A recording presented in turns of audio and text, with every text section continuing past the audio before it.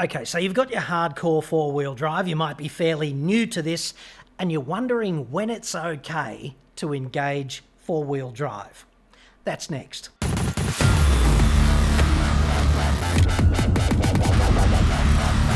I'm John Cadogan from AutoExpert.com.au and I get new cars cheap for buyers here in Australia. Website for that, obviously. Or you can just click the card that's up there now, dude. Now, I get this tsunami of questions. It's like a living hell. It's a feedback effect of generating an audience. And I never thought that there would be this tsunami. And a significant proportion of those questions come from people who are new to the four-wheel drive sort of fraternity, the Dingo Piss Creek visiting crowd or intending crowd, okay? And it's all about towing and four-wheel drive, and they're sure that the vehicle's got this capability and they're not really sure what to do with it, okay? And the first thing I'd say to you, if you are in that camp, is when life returns to normal, get training.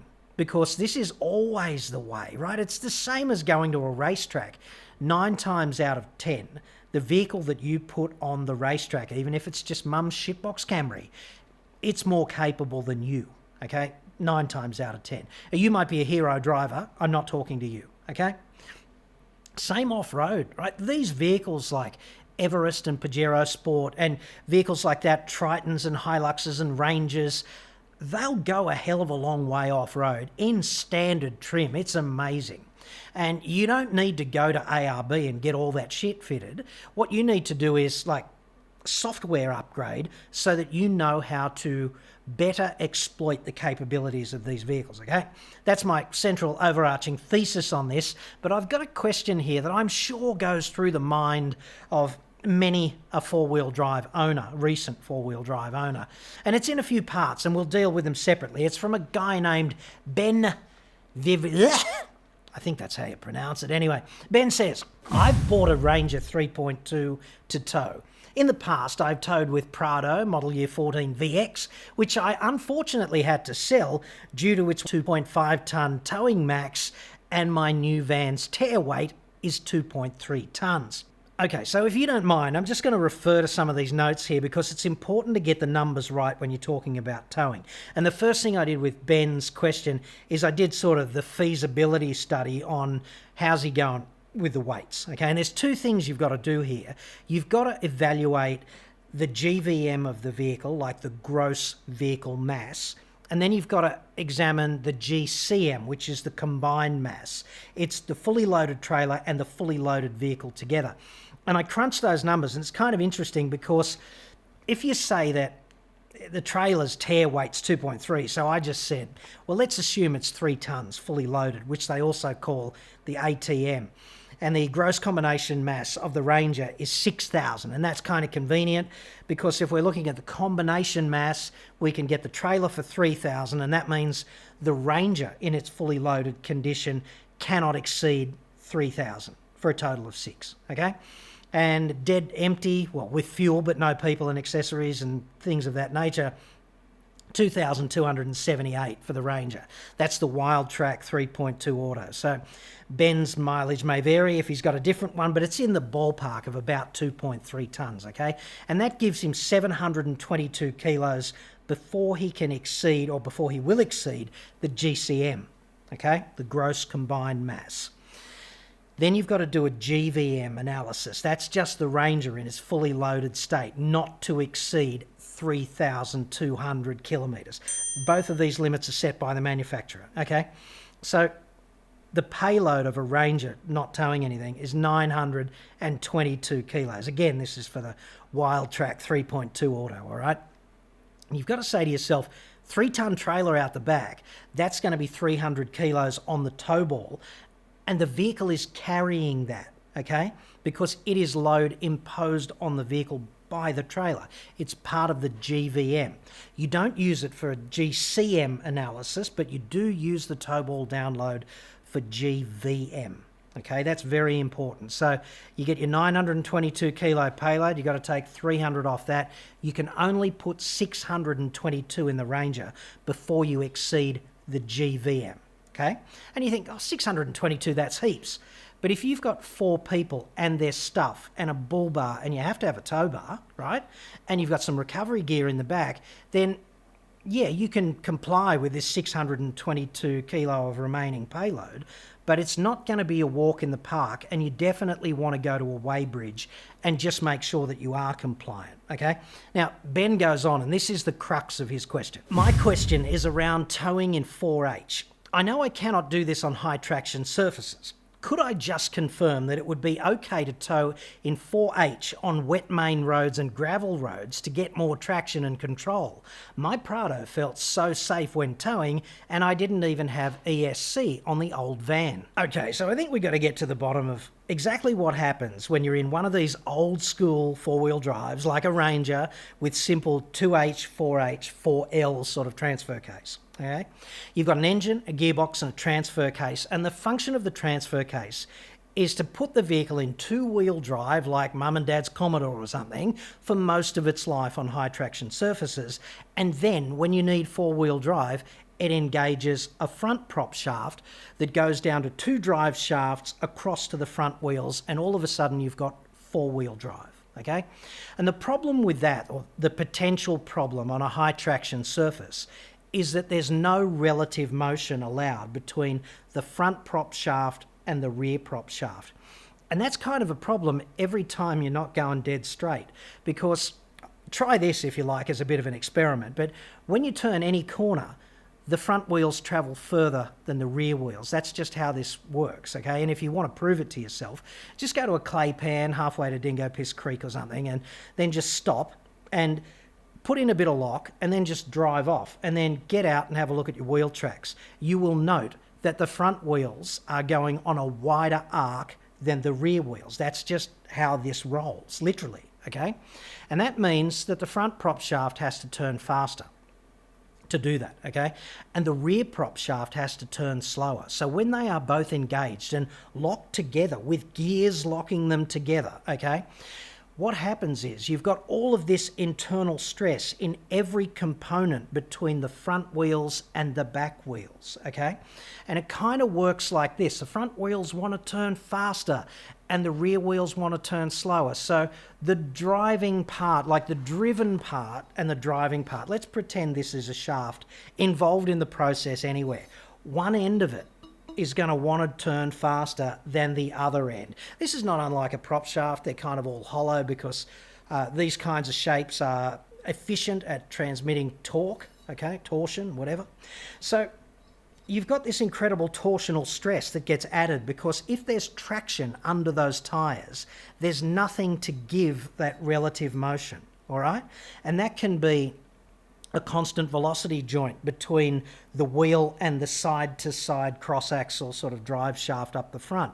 Or it can be one of the axles inside the diff housing at the back. Or it can be the front prop shaft or the rear prop shaft or the universal joints, right? Because they are all under this additional stress from having 4H selected. And the only sort of pressure relief valve is the reduced coefficient of friction under the tyres, because if the tyres can slip, it takes this load off. And if you get to an extreme situation here, you'll break something. You'll find a weak link. It might be a universal joint, it might be a drive shaft, it might be a CV joint. You'll break something, okay? And if you don't break something, what'll happen is you'll just grossly accelerate the wear rate, okay? And I'd have to say that I don't think it is okay to engage 4-wheel drive on a wet sealed road, okay? I really don't, because you're only talking about a 30% reduction in grip, ballpark. And here's the other problem, right? The problem's called like scientific control. Like when I was actually working for Wheels magazine for donkey's years, I did all of the tyre tests, and we got together with tyre industry engineers and we figured out a way to do these tests. And I got all these feedbacks from these tyre experts, engineers working in the tyre industry. And the big problem is experimental control, okay? Because if you want to test, say, wet stopping distance, then the variable's got to be the tyre and everything else has to be the same, right? So your wet surface has to be controlled. And how do you define wet? Is it just damp, like with a spray bottle, or is it a quarter of an inch of water running over the road, or is it like 2 inches in a torrent running across the road? They're really different situations. So all wet roads are different. And if you've just had a cloud burst and you're driving around the city and you got all of that rubber and a bit of oil that's been sort of baked into the road for the past 3 weeks between now and the last cloud burst, then for the first few seconds of the cloud burst, all of that stuff comes up and it's a lubricant, and the grip coefficient drops dramatically, and then the rain sort of washes that shit away and the road gets grippier.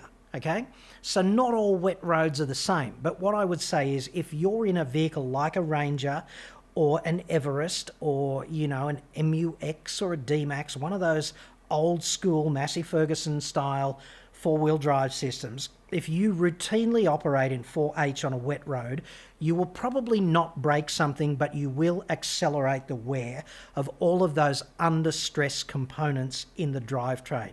Universal joints, constant velocity joints, things of that nature. Bearings inside the transfer case might be under more pressure. So you'd have to expect them to fail sooner if you do that, okay? And if you do something really dodgy, like you forget and it dries out and you go to turn on a really tight radius, you could easily break something, okay? And this comment that I'm making about how do you control it and what's the definition of wet, that also pertains to like dirt roads, because there are some dirt roads that are flat out as grippy as an international airstrip. And there are other dirt roads that are really slippery, like bull dust this thick, or really muddy, and in those conditions obviously you'd want to engage 4H. And it's really handy in those situations, in my view, to buy a four-wheel drive that has the capacity to engage on the fly. Now, on the fly engagement means you're doing 80 or something, you see a slippery bit ahead, you flick the lever or something from 2H to 4H, and then some solenoids do the rest. The pro tip on that, okay, if you've got a lot of steering lock in at that time, you probably won't be able to engage 4H, because you need to get to reasonable synchronous speed of the front and rear shafts before the mechanism can engage, all right? The shafts need to be turning at the same rate before they can grab one another. That's just how this rolls, okay? And you'd want to bear that in mind, because if you're doing a bit of skid correction here or a bit of skid correction there and you reach down and go 4H, it's not going to happen until you get to that point of we're straight ahead, front and rear shafts synchronized, we can engage, okay? That's kind of how this works. So I hope that helps with any uncertainty with these vehicles, because if you break something inside the transfer case, it's going to be kind of expensive, okay? And if you drop a universal joint or so, you know, a constant velocity joint out there on the road to Dingo Piss Creek, Jesus, could be quite a weight, and quite a long way to get the vehicle towed as well. So there's all of that. I think that basically covers that part of Ben's question. The last bit, of course, is where he says, my new van will have ESC and I'll have the Red Arc Tow Pro in the ute, but just wanted to get your thoughts on this, as so many experts have given me different answers. Many, many thanks. Look, I think it's flat out awesome that you're getting the latest technology, because the latest technology helps in the van and in the vehicle. That rocks, okay? But I also want you to know that the technology is not a substitute for more fundamental protections that you need to put in place, because I want you to be out there on the road doing what you love doing, even though I put shit on it endlessly all the time. I actually really support people who do what they love doing. Like, that's what you need to do. And if lockdown has taught you anything, it's that when your freedoms are reduced, I guess when you get them back again, maybe you won't take them for granted. Like, I certainly hope so. And I certainly hope you get the chance to do that again pretty soon, okay? But you've got this tech, and there's a worrying thing about the human condition in psychology, and it's called risk homeostasis. And what it typically means is, I'll give you an example. If you get someone in a dangerous position or potentially dangerous position, and you give them a hard hat and a vest, right, they tend to think that there's some protection involved in that, so they'd be motivated to take slightly more risk so that their perceived amount of risk remains constant, hence the stasis, right? Risk homeostasis. And don't do that. If you buy a safe van and a safe vehicle, the only way that can be safer for you is if you are just as diligent as you were before, Okay, so you've got to be checking the tyre pressures, you've got to be on the weighbridge, you've got to get the download right, you've got to make sure that nothing has shifted so that you're not unloading the tow ball, which is the fastest way to get the death wobble thing happening. And then you've got to drive conservatively, because if that van weighs 2.5 to 3 tonnes, which I suspect it will when you're out there doing what you love, that's not a trivial assignment, dude. It's really not. It's something you have to be on top of, and it is potentially risky, okay? And not only that, if you're going, I don't know, 5,000 Ks across the country and 5,000 Ks back, that's a lot more exposure to whatever roll of the dice can go wrong than it is if you're just towing a boat 5 Ks to the boat ramp and back once a week, once a month, whatever. Your exposure to that hazard potentially is much higher, and therefore you've got to be on it. And if you don't feel like you're on it, then maybe you need to take a break that day. But you've got to come up with, it's not really a safe work system because you're not at work. But if you treated it like you were at work, you'd have to have a safe working system around towing. And, you know, the techo protections offered by the van and the vehicle, 2 thumbs up, dude. They're awesome. They're going to make things better, but only if you complete the rest of the jigsaw puzzle.